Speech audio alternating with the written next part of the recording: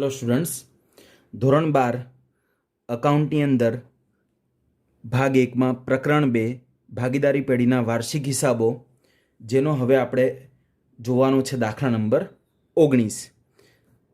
આ દાખલા નંબર 19માં ઘણા બધા હવાલા છે, ગુપ્ત હવાલા પણ આની અંદર ઘણા બધા આપેલા છે આપણને। તો દાખલો ગણવાની શરૂઆત એ રીતે કરીએ। આ દાખલામાં આપણે વેપાર ખાતું બનાવવાનું છે, ત્યારબાદ નફા નુકસાન ખાતું બનાવવાનું છે। એ સિવાય નફા નુકસાન ફાળવણી ખાતા, ભાગીદારોના ચાલુ ખાતા અને પાકું સરવૈયું આપણે બનાવવાનું છે। તો દાખલો ગણવાની શરૂઆત કરીએ છીએ। સૌથી પહેલું આપણે કાચા સરવૈયામાં જોયું એ પ્રમાણે આપણને મૂડી, ઉપાડ અને ચાલુ ખાતાની બાકીઓ આપેલી છે। તો આપણે સૌથી પહેલાં એ બાકીઓ લખીએ। તો આ મૂડી ખાતાની બાકી એ લખાશે પાકા સરવૈયામાં મૂડી દેવા બાજુ પર। પાકા સરવૈયામાં મૂડી દેવા બાજુ પર લખીશું શરૂઆતની મૂડી, અથવા લખી શકાય કે શરૂઆતની બાકી। તો શરૂઆતની મૂડી એમાં જયની રકમ છે 1 લાખ અને પ્રફુલ્લાની રકમ છે, આપણે હવાલામાં જોયું એ પ્રમાણે ચોથો હવાલો, તારીખ 1/1/17ના રોજ પ્રફુલ્લા વધારાની મૂડી તરીકે 20,000 લાવ્યા। એનો અર્થ એ થાય છે કે પ્રફુલ્લા શરૂઆતથી કેટલી મૂડી લાવ્યા હશે? 1,20,000, જેમાં આપણે વધારો બતાવીશું 20,000નો, એટલે ટોટલ પ્રફુલ્લાની મૂડી થશે 1,40,000। મૂડી એટલી જ લખવાની છે 1,40,000, પણ આપણે એમાં અલગથી વધારો બતાવવાનો છે 20,000નો ચોથા હવાલા પ્રમાણે। આ સાથે હવે આપણે લખવાની છે બાકીઓ। તો ચાલુ ખાતાની બાકી હવે આપણે લખીશું। એમાં ચાલુ ખાતાની અંદર જયની રકમ ઉધાર બાજુ પર આપેલી છે। તો આપણે ઉધાર બાજુ પર તારીખ લખીશું 1/4/17, બાકી આગળ લાવ્યા। હવે જયની ઉધાર બાકી છે, રકમ છે એની 12,000। તો જયના ખાનામાં ઉધાર બાજુ પર 12,000, પ્રફુલ્લામાં આપણે ડેશ કરીશું। એ સાથે પ્રફુલ્લાની રકમ આપણને જમા આપી છે, તો જમા બાજુ પર લખીશું શરૂઆતની તારીખ આવશે 1/4, અહીંયા 16 આવશે, શરૂઆત છે એટલા માટે, બાકી આગળ લાવ્યા।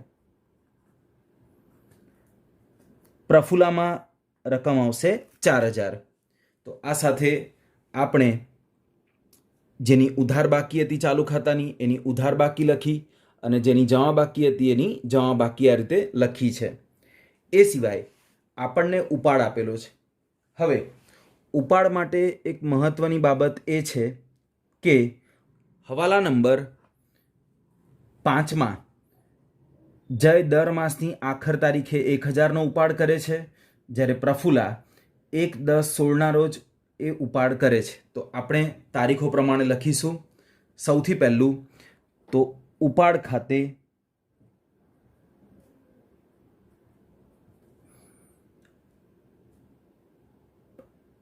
આપણે પ્રફુલ્લાની તારીખ લખીશું 1/10/16। પ્રફુલ્લા ઉપાડ કરે છે 1/10/16, અને કેટલો ઉપાડ કરે છે એ પ્રફુલ્લાની રકમ ઉપર કાચા સરવૈયામાં આપેલી છે। તો ઉધાર બાજુ છે 16,000, તો પ્રફુલ્લાના ખાનામાં આપણે લખીશું 16,000। જ્યારે 5મા હવાલામાં એવું કીધું છે કે જય દર માસની આખર તારીખે ઉપાડ કરે છે, એટલે આમાં આપણે તારીખ લખવી હોય તો કઈ તારીખ લખી શકીએ? એ શક્ય નથી, કારણ કે દર મહિને ઉપાડે છે, એટલે આપણે તારીખ ન લખીએ તો પણ ચાલશે, અને કદાચ સૌથી જે છેલ્લી તારીખ છે આપણી 31/3/17 એ લખીએ તો પણ ચાલશે।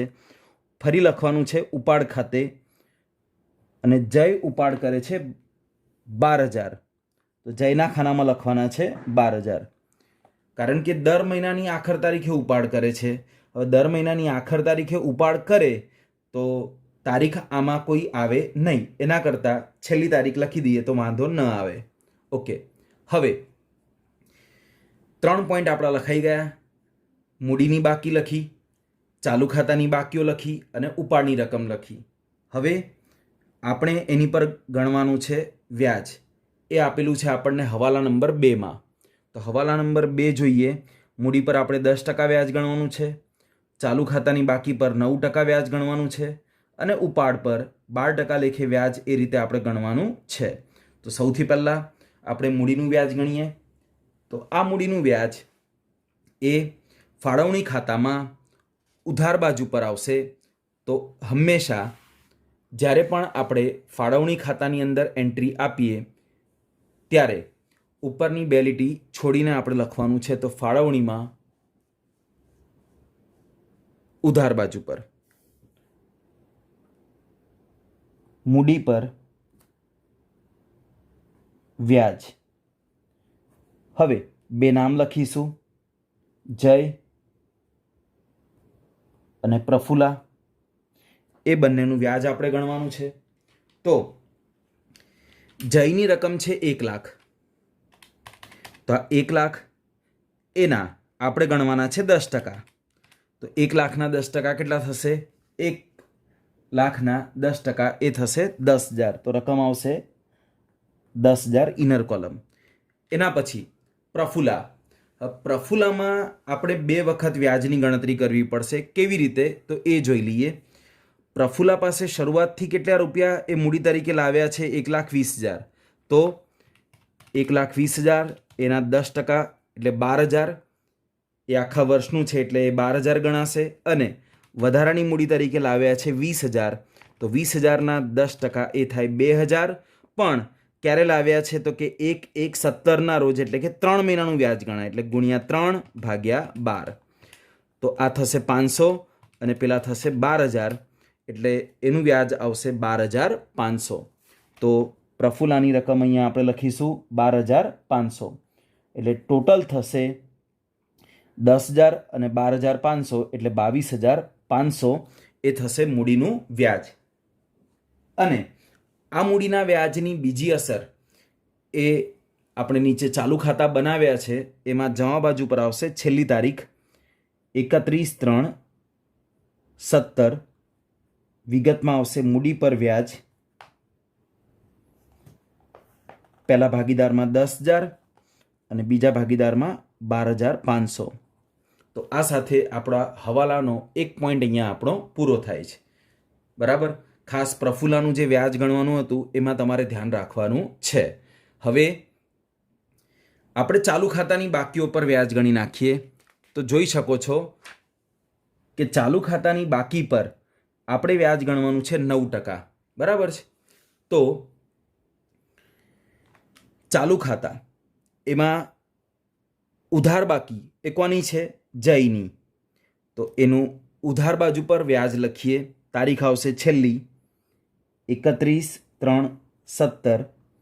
લખવાનું છે ચાલુ ખાતાની ઉધાર બાકીનું વ્યાજ 9% લેખે ગણવાનું છે. તો આપણી પાસે રકમ છે 12,000. એના 9% કરતાં રકમ આવે છે 1,080. પ્રફુલ્લામાં આપણે ડેશ કરી દઈશું. અને આ જે ચાલુ ખાતાની બાકી છે એનું જે વ્યાજ આવ્યું એ ફાળવણીમાં લખાશે જમા બાજુ પર. અહીંયા ઉધાર, તો ફાળવણીમાં જમા. ઉપરની 2 લીટી છોડીને લખીશું જયની ચાલુ ખાતાની ઉધાર બાકીનું વ્યાજ. રકમ આઉટર કોલમ 1,080. બરાબર છે. ત્યારબાદ આપણે ચાલુ ખાતામાં પ્રફુલ્લાની જમા બાકી છે તો એનું વ્યાજ ગણીશું. તારીખ આવશે 31/3/17. જમા બાકીનું વ્યાજ જમા બાજુ પર લખાય. લખવાનું ચાલુ ખાતાની જમા બાકીનું વ્યાજ. હવે 4,000 રૂપિયા છે પ્રફુલ્લાની રકમ, તો 4,000 એના 9% એ થશે 360. તો 360 એ આપણે પ્રફુલ્લાના ખાનામાં રકમ લખવાની છે. અને આની બીજી અસર ફાળવણીમાં ઉધાર બાજુ પર. તો ફાળવણી ખાતામાં આપણે ઉધાર બાજુ પર લખીશું પ્રફુલ્લાની ચાલુ ખાતાની જમા બાકીનું વ્યાજ. રકમ આવશે 360. બરાબર છે. તો આ સાથે ચાલુ ખાતાના પોઈન્ટ પણ આપણા સોલ્વ થઈ ગયા. અને હવે આપણે છેલ્લું વ્યાજ ગણવાનું છે, એ છે ઉપાડ પર વ્યાજ ગણવાનું છે. તો એ ઉપાડ પર વ્યાજ આવશે 12%. અહીંયા મોસ્ટ ઇમ્પોર્ટન્ટ પોઈન્ટ કે ગણતરી કરવાની છે આપણે જયની અને પ્રફુલ્લાની અલગ અલગ. અને એ સિવાય એક 7મો હવાલો પણ અહીંયા આપણને આપેલો છે, જે તમે ચોપડીની અંદર જોઈ શકો છો કે 7મો હવાલો પ્રફુલ્લા 1/12/16ના રોજ અંગત વપરાશ માટે 2,000નો માલ લઈ ગયેલ છે. એટલે માલ લઈ ગયેલ છે એટલે એ ઉપાડ ગણાશે. તો અહીંયા વ્યાજમાં પણ એની ગણતરી એ થશે. તો સૌથી પહેલાં આપણે ઉપાડના વ્યાજના હવાલા આપણે સોલ્વ કરવા છે. તો આ જે હવાલો છે એની એન્ટ્રી આપણી બાકી છે, તો એ સોલ્વ કરી દઈએ. તો 7મો હવાલો પ્રફુલ્લા ઉપાડ કરે છે, તારીખ છે 1/12/16. 1/12/16 લખીશું ઉપાડ ખાતે પ્રફુલ્લા ઉપાડ કરે છે 2,000, એટલે પ્રફુલ્લાના ખાનામાં લખીશું 2,000. તો આ રીતે એક્સ્ટ્રા એક એન્ટ્રી એ ઉપાડની પ્રફુલ્લાના ખાતામાં ફરી આવશે. હવે અહીંયા વાત આવે તારીખની, તો આ પોઈન્ટ તમે ઉપર લખો તો પણ ચાલશે અને અહીંયા આવશે તો પણ વાંધો નથી. આપણે મેઇન વ્યાજ ગણવાથી મતલબ છે. હવે એનું વ્યાજ આપણે ગણવાનું છે 12% લેખે. તો લખીશું તારીખ આવશે છેલ્લી તારીખ 31/3/17. વિગત આવશે ઉપાડ પર વ્યાજ. હવે જય અને પ્રફુલ્લા બંનેનું આપણે વ્યાજ ગણવાનું છે. તો ખાસ એક મહત્વની ગણતરી એ આપણે કરીએ અહીંયા કે ઉપાડ પર વ્યાજ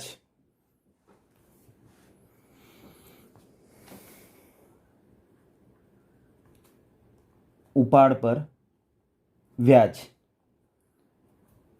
જય. હવે ઉપાડ પર વ્યાજ કોઈ પણ વ્યાજ હોય તો એનું ફોર્મ્યુલા છે I બરાબર PRN/100. હવે આપણને હવાલામાં એવું કીધું છે, હવાલા નંબર 5માં, કે જય દર માસની આખર તારીખે 1,000નો ઉપાડ કરે છે. તો માસિક ઉપાડની રકમ અહીંયા થશે 1,000. તો પીની જગ્યાએ 1,000. ત્યારબાદ આર રેટ ઓફ ઇન્ટરેસ્ટ વ્યાજનો દર છે, ઉપાડના વ્યાજનો દર 12%. અને એન દર માસની આખરે ઉપાડે છે એટલે 66/12. એટલે આનું જયનું વ્યાજ આવશે, ગણતરી કરીએ આપણે, 1,000 એના 12% અને 66/12 રકમ આવશે જયની ₹660. તો આપણે આ જયના ઉપાડની વ્યાજની ગણતરી કરી. એ સિવાય હવે આપણે પ્રફુલ્લાના વ્યાજની ગણતરી કરીએ.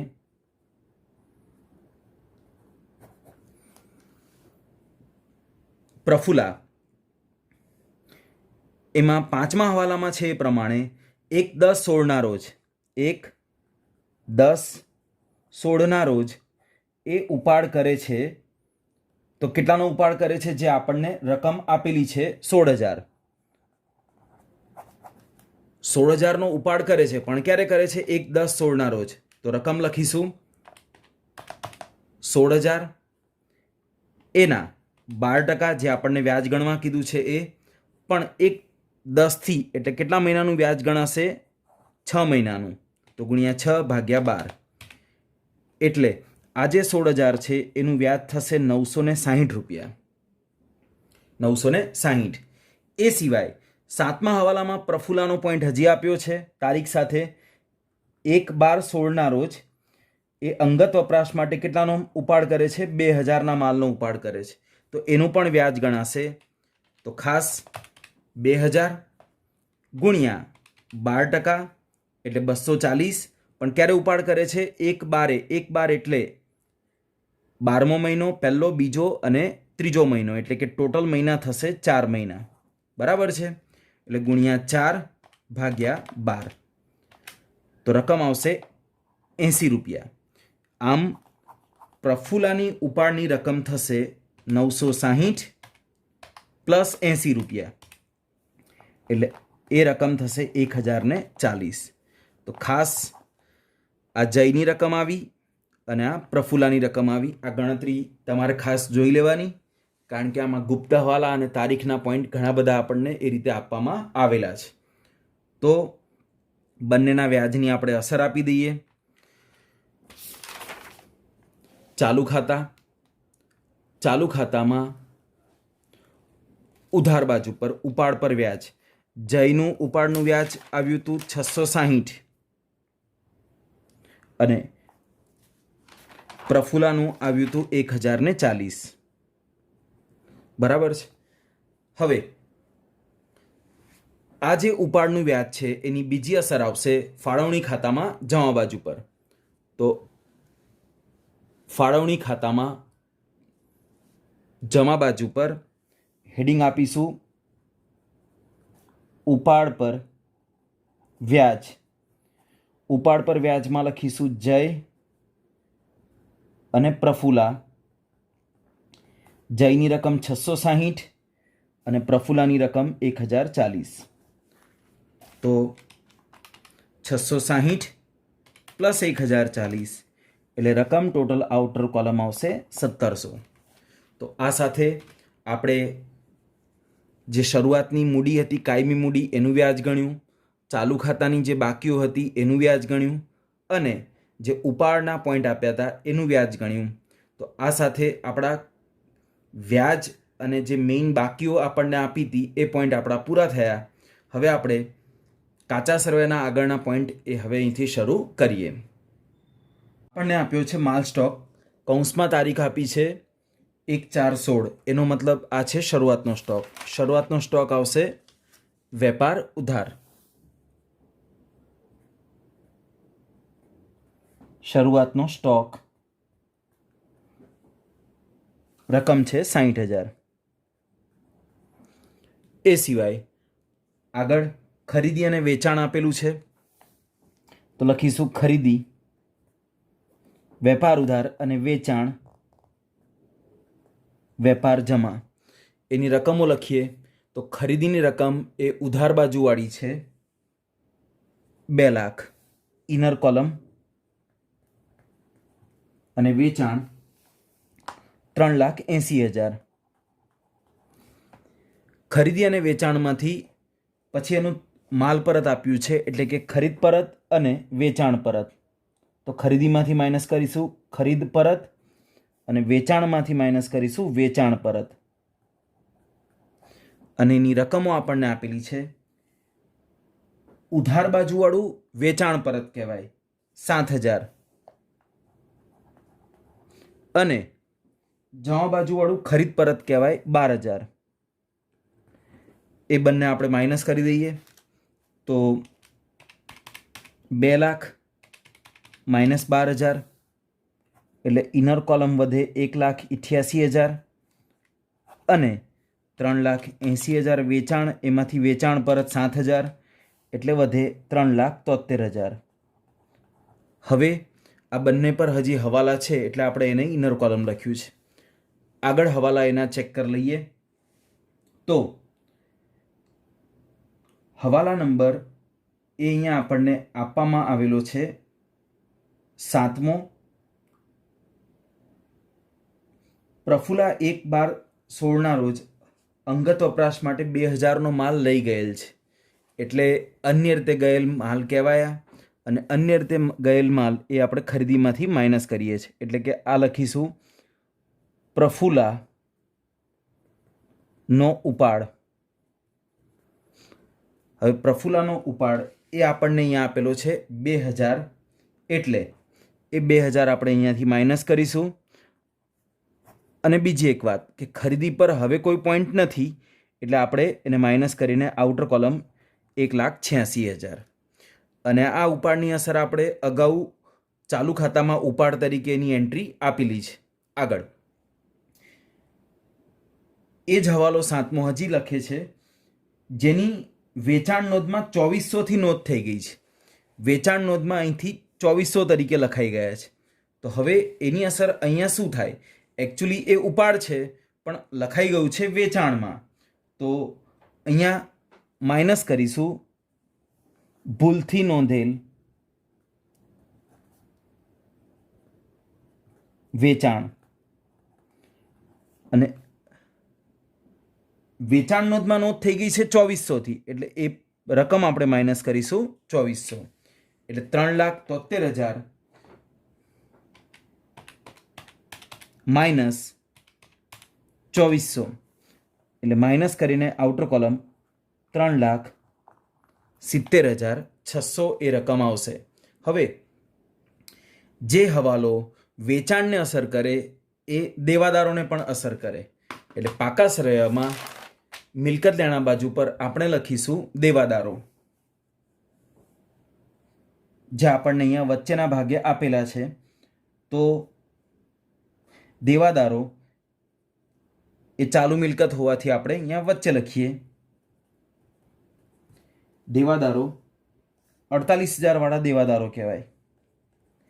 દેવાદારો ઇનર કોલમ 48,000. વેચાણમાંથી માઇનસ, તો અહીંથી પણ માઇનસ થશે. લખવાનું ભૂલથી નોંધેલ વેચાણ, રકમ છે 2400. હવે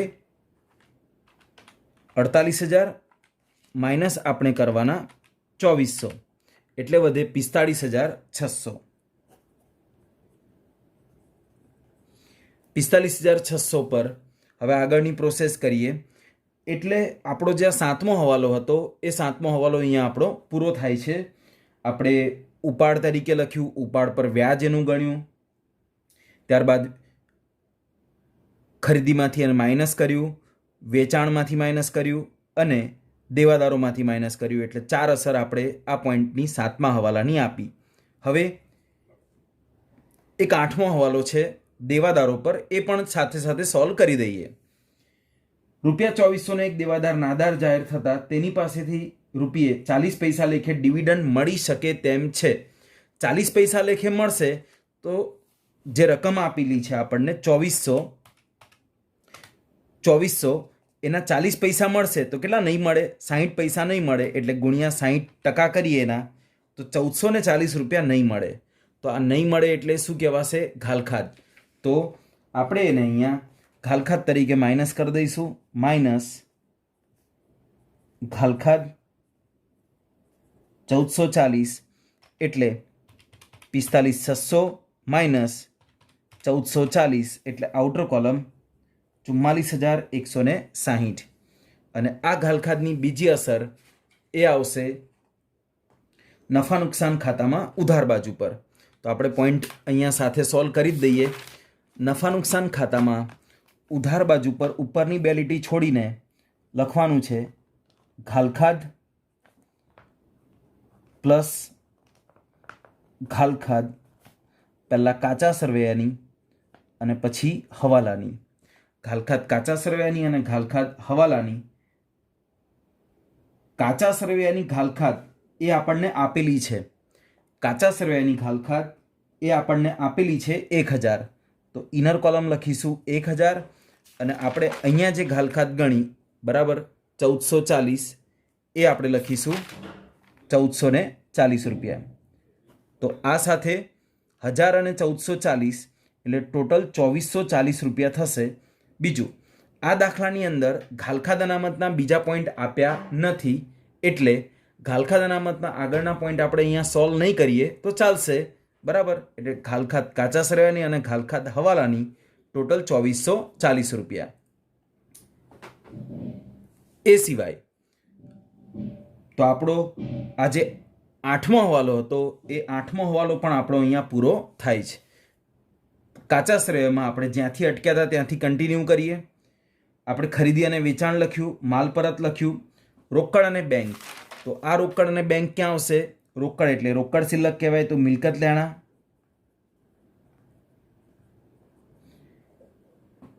ઉધાર બાજુવાળી રકમ 3750 અને બેંક એટલે એ બેંક ઓવરડ્રાફ્ટ કહેવાય, એ આવશે મૂડી દેવા. બેંક ઓવરડ્રાફ્ટ મૂડી દેવા રકમ છે 15,750, બરાબર. ઉધાર બાજુવાળું બેંક શિલ્લક કહેવાય અને જમા બાજુવાળું બેંક ઓવરડ્રાફ્ટ કહેવાશે. એ સાથે હુંડીઓ અહીંયા આપણને આપેલી છે. તો ઉધાર બાજુવાળી લેણી હુંડી કહેવાય. લખો મિલકત લેણા, લેણી હુંડી, આઉટર કોલમ 18,000 અને અહીંયા આવશે દેવી હુંડી મૂડી દેવા, રકમ આવશે આઉટર કોલમ 14,000. એ સિવાય ભાડું આવશે નફા નુકસાન ઉધાર. નફા નુકસાન ખાતામાં ઉધાર બાજુ પર ભાડું ફેબ્રુઆરી 2017 સુધીનું છે એટલે આપણે એને કૌંસમાં લખીશું, ઇનર કોલમ લખીશું. ભાડું રકમ આપેલી છે 22,000. હવે ફેબ્રુઆરી માસ સુધીનું ચૂકવેલું છે, તો ફેબ્રુઆરી માસ એટલે કે 11 મહિના થાય. તો આપણે માર્ચનું ચૂકવવાનું બાકી, માર્ચનું એટલે કે 1 મહિનાનું. તો 22,000 ભાગ્યા 11 કરીએ તો 1 મહિનાનું મળે 2,000. તો પ્લસ કરીશું ચૂકવવાનું બાકી 2,000. તો આ સાથે ટોટલ આઉટર કોલમ આવશે 24,000. 12 મહિનાનું 2,000 લેખે 12 દુ 24,000 આ રીતે થાય. એ સિવાય આની હવાલાની બીજી અસર, આ ગુપ્ત હવાલો કહેવાય. આની બીજી અસર આવશે પાકા સરવૈયામાં મૂડી દેવા બાજુ પર ચૂકવવાનું બાકી ભાડું, રકમ આવશે આઉટર કોલમ 2,000. એ સિવાય ભાડું પછી આપણને આપેલો છે પોઈન્ટ મકાન. તો મકાન લખાશે મિલકત લેણા. શરૂઆતથી લખીએ. મિલકત લેણા લખ્યું મકાન, મકાન પર કોઈ હવાલો નથી એટલે રકમ આઉટર કોલમ 1,20,000. હવે કાચા સર્વેમાં આપણને આપેલું છે મકાન પર ચાલુ વર્ષનો ઘસારો. તો આ મકાન પર ચાલુ વર્ષનો ઘસારો લખાશે નફા નુકસાન ખાતામાં ઉધાર બાજુ પર. મકાન પર ચાલુ વર્ષનો ઘસારો, રકમ આવશે 12,000 આઉટર કોલમ. એના પછી છે રેલવે નૂર. રેલવે નૂર લખાય વેપાર ખાતામાં ઉધાર બાજુ પર.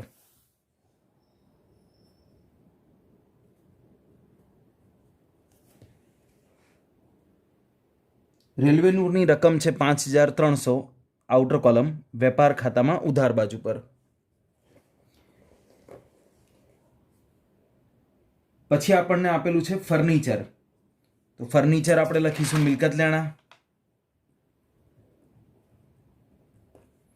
રકમ ઇનર કોલમ,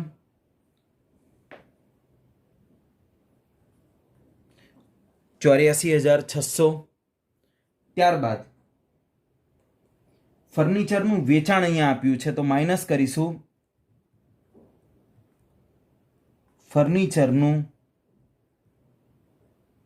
વેચાણ, રકમ 14,600. ફર્નિચર 84,600 માઇનસ એનું વેચાણ 14,600 એટલે રકમ વધે ઇનર કોલમ 70,000. તો ફર્નિચરના 5% જે ઘસારો આપણે ગણવાનો છે એ કેવી રીતે ગણાશે એ સમજી લઈએ. તો જે 70,000 વધ્યા બરાબર, એના 5% ગણીએ તો 3500 થાય. અને જે 14600નું વેચ્યું એના 5%, અને એ પણ 6 મહિના માટે, એટલે ગુણ્યા 6/12, તો 365 અને 3500 એટલે થાય 3865 ઘસારો. ફરી જે 70,000 આપણી પાસે છે એના પર આખા વર્ષનો 5% એટલે 3500, અને જે 14,600નું ફર્નિચર વેચ્યું એના 5%, એ પણ 6 મહિના માટે, એટલે ગુણ્યા 6/12, 365 થશે. એટલે ટોટલ 3500 પ્લસ 365 એટલે ટોટલ થાય 3865. એ ગણાશે ઘસારો માઇનસ ઘસારો 3865 રૂપિયા. એટલે 70,000 માઇનસ 3865 એટલે વધે 66,135. બરાબર છે. તો ફર્નિચરની જે ઘસારાની રકમ છે આપણે આ રીતે ગણવાની છે. હવે આની બીજી અસર, તો આની બીજી અસર એ આવશે નફા નુકસાન ખાતામાં ઉધાર બાજુ પર. તો નફા નુકસાન ખાતામાં ઉધાર બાજુ પર ફર્નિચરનો ઘસારો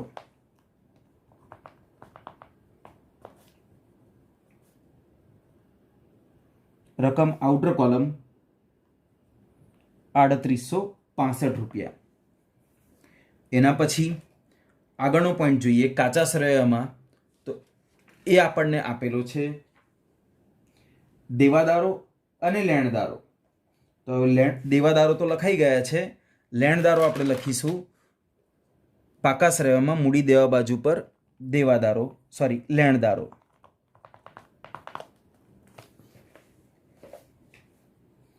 જમા બાજુવાળી લેણદારોની રકમ કહેવાશે 16,800, એ લખીશું આઉટર કોલમ.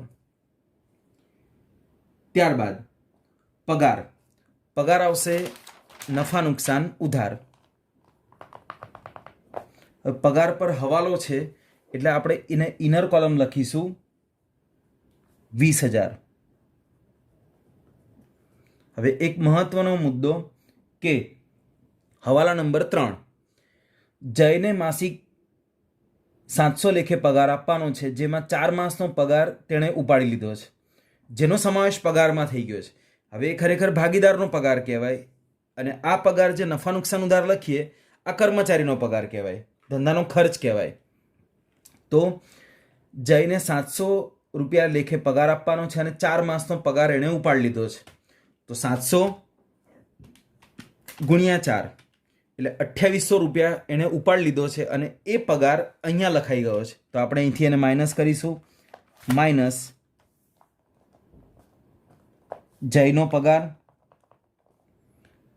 2800, 20,000માંથી 2800 માઇનસ કરીશું એટલે વધે 17,200, જેને આપણે લખવાનું છે આઉટર કોલમ. હવે આપણે આ જયના પગારની અસરો આપવાની છે. તો આ જયનો પગાર એ લખાય ફાળવણી ખાતામાં. અહીંયા લખાશે જયનો પગાર. હવે 2800 આપી દીધો છે, તો બીજો ચૂકવવાનો બાકી ટોટલ 700માંથી 4 મહિનાનો એણે ઉપાડ કરી લીધો છે. ટોટલ 12 મહિનામાંથી 4 મહિનાનો પગાર એણે ઉપાડી લીધો છે. તો હવે 700 ગુણ્યા 12 મહિના કરીએ આપણે તો 8400 થાય. એમાંથી 4 મહિનાનો પગાર થાય 2800, એટલે વધે 5600 રૂપિયા. તો 5600 રૂપિયા આપણે ચૂકવવાનો બાકી કહેવાશે. એટલે ટોટલ આઉટર કોલમ આવશે 8,400. જયનો પગાર 2800 તમે આપી દીધો છે, જે પગારમાં એડ થઈ ગયો હતો, એટલે પગારમાંથી આપણે એને માઇનસ કરીને બાકીની જે રકમ છે જે ચૂકવવાનો બાકી 8 મહિનાનો 7 8 56, ₹5600 અને ટોટલ થશે એ રીતે 8400। આ સાથે હવે નીચે ચાલુ ખાતામાં કયા પગારની અસર આપવાની? તો જે ખરેખર ચૂકવવાનો બાકી છે એની અસર આવે। તો નીચે ચાલુ ખાતામાં જમા બાજુ પર છેલ્લી તારીખ 31/3/17 ચૂકવવાનો બાકી પગાર, અને એ રકમ આવશે જયના ખાનામાં 5600, કારણ કે 2800 પગાર તો એણે ઉપાડી લીધો છે, એની અસર અહીંયા આવે નહીં। જે ચૂકવવાનો બાકી છે એની જ અસર અહીંયા આવશે, બરાબર। આગળ પગાર પછી છે વીમા પ્રીમિયમ। વીમા પ્રીમિયમ આવશે નફા નુકસાન ઉધાર। વીમા પ્રીમિયમની રકમ છે 5700 ઇનર કોલમ। હવે કૌંસમાં રકમ આપણને આપેલી છે, વિગત આપેલી છે 30/6/17 રોજ પૂરા થતા વર્ષના 3600 સહિત, 30 એટલે 3 મહિનાનું અગાઉથી એ રીતે ચૂકવવામાં આવેલું છે। તો 3600 ગુણ્યા 3/12, તો અગાઉથી ચૂકવેલું આવશે 900, જે આપણે અહીંથી માઇનસ કરીશું, માઇનસ અગાઉથી ચૂકવેલ 900 એટલે 5700 માઇનસ કરીશું 900, તો વધશે 4800। અગાઉથી ચૂકવેલ છે એટલે આપણું લેણું કહેવાય, એ લખાશે પાકા સરવાળામાં મિલકત લેણા બાજુ પર। અગાઉથી ચૂકવેલ વીમા પ્રીમિયમ રકમ આવશે ₹900। એના પછી ઘાલખાત એ લખાઈ ગયું છે। ઘાલખાત પરત એ ધંધાની આવક કહેવાય, અને આવકો લખાય નફા નુકસાન ખાતામાં જમા બાજુ પર। લખીશું ઉપરની બે લીટી છોડીને, ઘાલખાત પરત, જમા બાજુવાળી રકમ ઘાલખાત પરત કહેવાય 2000। એ સિવાય પ્રફુલાની લોન, પ્રફુલા ભાગીદાર છે, મૂડી દેવાયની એન્ટ્રી આવશે, પ્રફુલાની લોન રકમ આઉટર કોલમ લખી નાખીએ 20000। હવે એનું વ્યાજ અલગથી લખીએ, તો પ્રફુલાની લોન એ છે 20000 અને 1/10 થી તો 20000, પ્રફુલા ભાગીદાર છે એટલે એના પર 6% વ્યાજ ગણાશે, ગુણ્યા 6, 20000 ગુણ્યા 6% એટલે 1200, પણ 1/10 થી એટલે 6 મહિના ગુણ્યા 6/12, તો એનું વ્યાજ આવશે ₹600। તો લખવાનું પ્રફુલાની લોનનું વ્યાજ ₹600। તમે અહીંયા પ્લસ કરીને લખો તો પણ ચાલે, અને આવી રીતે અલગથી એન્ટ્રી આપીએ તો પણ ચાલશે। આની બીજી અસર આવશે નફા નુકસાન ખાતામાં ઉધાર બાજુ પર। પ્રફુલાની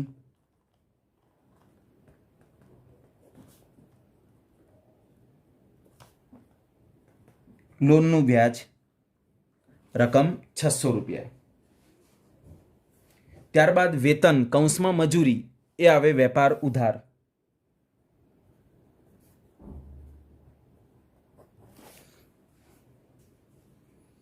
રકમ આપણને આપેલી છે 11000, આઉટર કોલમ લખીશું 11000। ત્યારબાદ છે વટાવ આપે નફા નુકસાન ખાતામાં ઉધાર બાજુ પર। ઉધાર બાજુવાળો આપેલ વટાવ કહેવાય, અને જમા બાજુવાળો એ મળેલ વટાવ કહેવાશે। તો વટાવની રકમ છે 650 ઉધાર, અને જમા બાજુ પર આવશે 850। ત્યારબાદ વેપાર ખર્ચા એ આવશે નફા નુકસાન ઉધાર। વેપાર ખર્ચા 1050। ત્યારબાદ જાહેરાત ખર્ચ એ પણ અહીંયા જ આવશે, નફા નુકસાન ઉધાર 8000। અને છેલ્લો એક પોઈન્ટ કાચા સરવાયાનો એ છે યંત્રો, તારીખ 31/12/16 રોજ વધારો કર્યો છે 12,000નો અને રકમ આપણને આપેલી છે 52,000. આનો મતલબ એ થાય કે યંત્રો આપણે પહેલેથી આપણી પાસે કેટલાના હશે? 40,000ના. એટલે 40,000, બીજો એમાં વધારો થશે 12,000, એટલે ટોટલ 52,000 આ રીતે થાય. અને હવે એની પર ગણવાનો છે આપણે ઘસારો.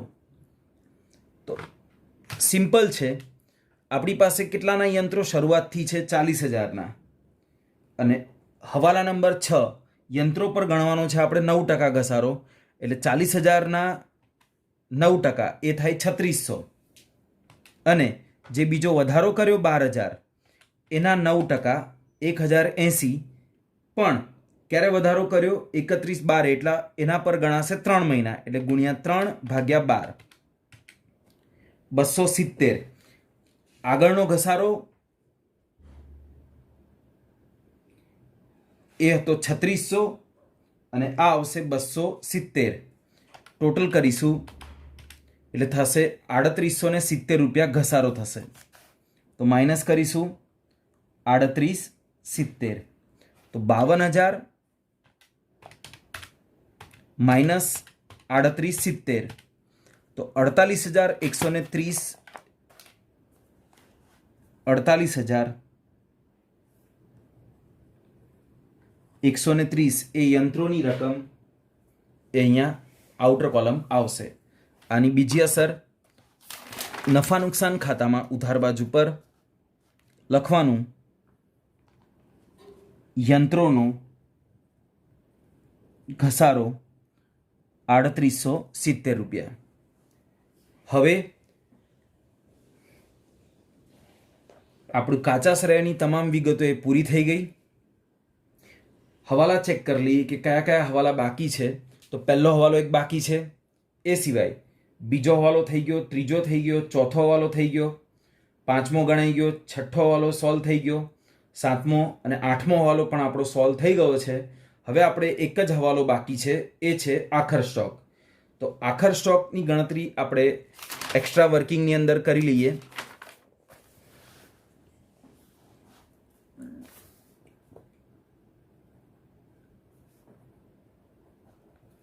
આખર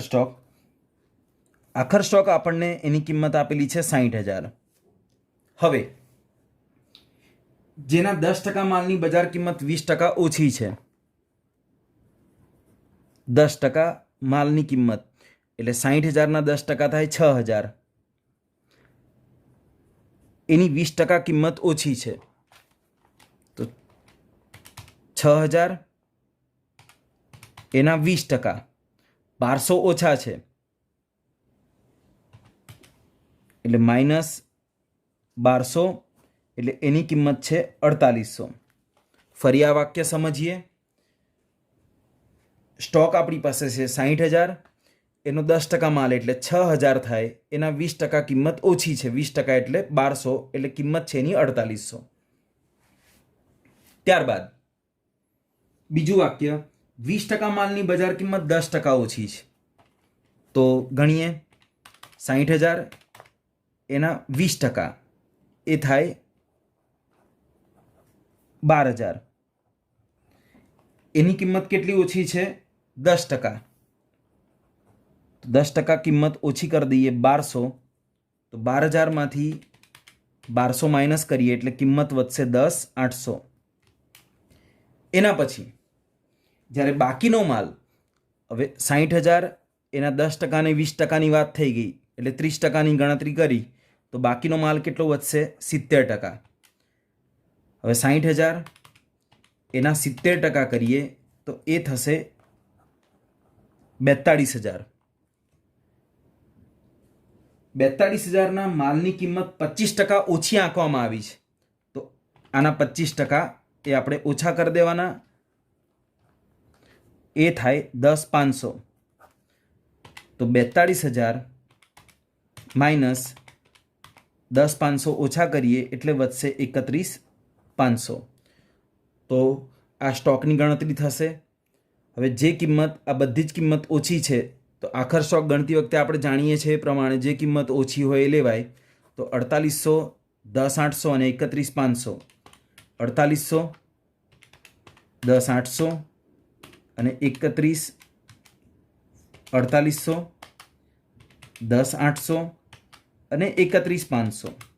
એટલે ટોટલ જે 60,000નો સ્ટોક હતો એની સામે એ સ્ટોક આવશે 47,100. તો સ્ટોકની કિંમત એ લખી નાખીએ. આખર સ્ટોકની બે અસર. એક અસર મિલકત લેણા 47,100 અને બીજી અસર વેપાર ખાતામાં જમા બાજુ પર આખર સ્ટોક 47,100. તો આ સાથે આપણો આ દાખલો અહીંયા પૂરો થાય છે. હવે આપણે આ દાખલાના ટોટલ કરી નાખીએ. તો વેપાર ખાતામાં જમા બાજુ પર 3,70,600 પ્લસ 47,100 એટલે ટોટલ થાય છે 4,70,700. 4,70,700 બંને સાઈડ લખીશું અને એમાંથી ઉધાર બાજુની રકમો માઇનસ કરીએ. 60,000, 1,86,000, 53,00 અને 11,000. ડિફરન્સ વધે છે 1,55,400.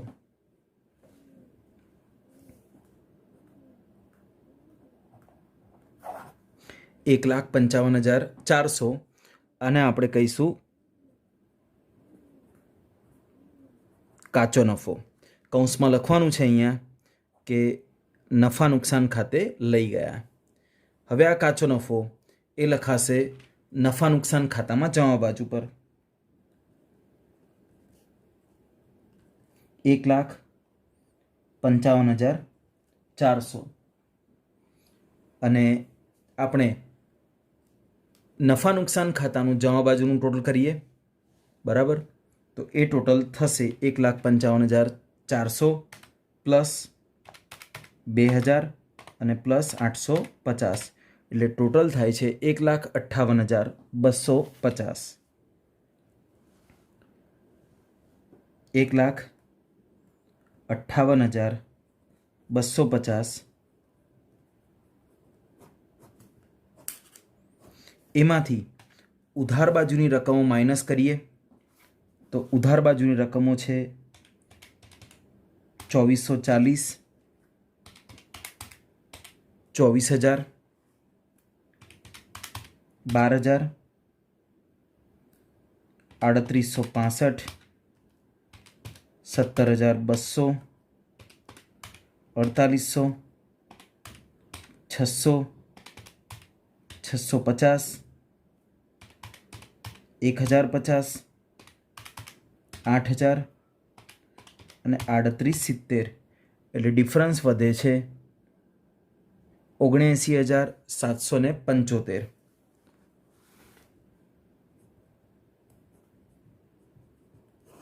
આ કહેવાશે ચોખ્ખો નફો. કૌંસમાં લખવાનું નફા નુકસાન ફાળવણી ખાતે લઈ ગયા. તો હવે આવે છે નફા નુકસાન ફાળવણી ખાતું. નફા નુકસાન ફાળવણી ખાતામાં નફો લખાશે જમા બાજુ પર ચોખ્ખો નફો.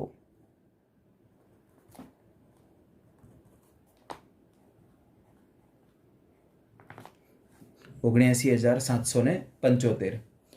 હવે 79,775 પ્લસ 1,080 પ્લસ 1,700 એટલે ટોટલ થાય છે 82,555. ટોટલ થશે 82,555. એમાંથી ઉધાર બાજુની રકમો આપણે માઇનસ કરીશું. માઇનસ 22,500 -360 અને -8,400 એટલે ડિફરન્સ વધે છે 51,295. આ આપણો જવાબ. અને આ જે નફો છે એ ભાગીદારો વચ્ચે વહેંચાશે, જેને આપણે કહીશું વહેંચણી પાત્ર નફો.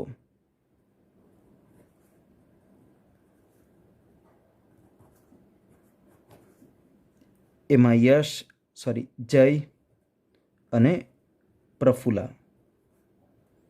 હવે નફા નુકસાનનું પ્રમાણ નથી આપ્યું એટલે આપણે આને સરખે હિસ્સે વહેંચીએ તો ભાગ્યા 2 કરી દઈએ એટલે 25,647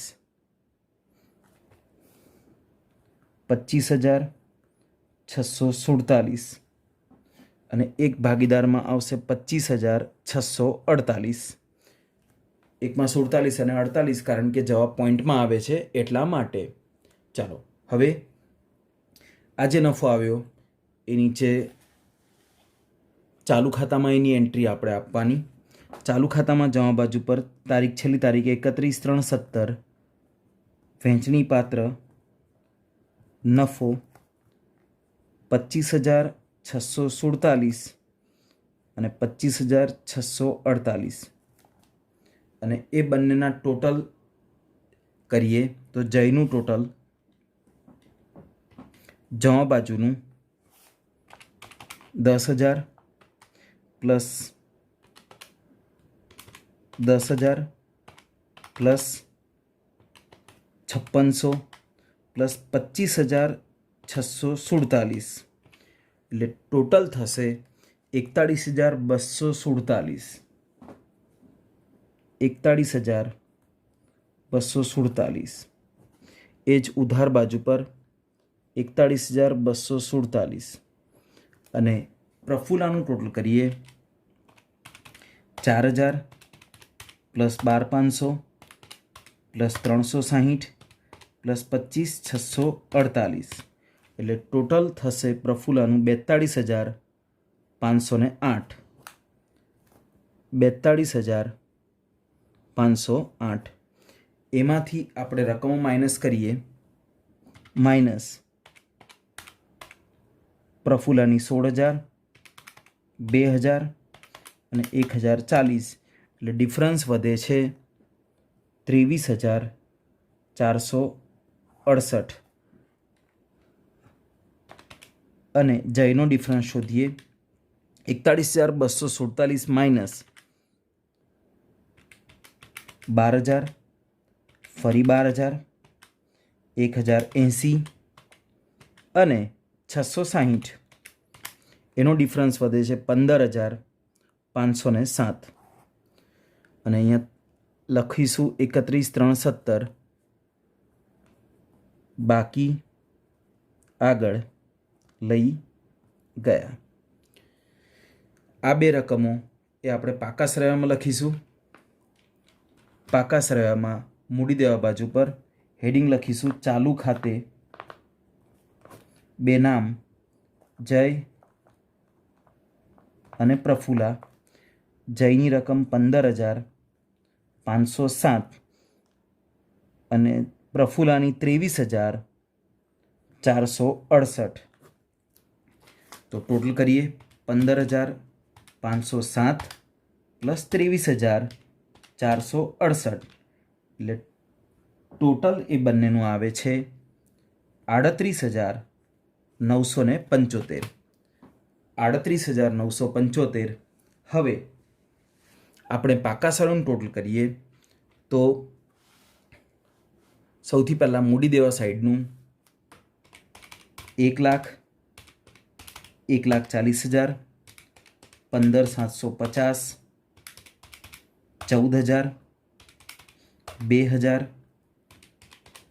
16,800 20,000 600 અને 38,975.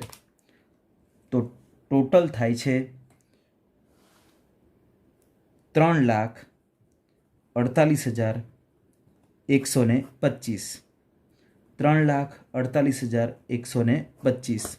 તો આ સાથે મિલકત લેણાનું પણ એક વખત ચેક કરી લેવાનું. અને અહીંયા આપણો આ દાખલો પૂરો થાય છે. Thank you.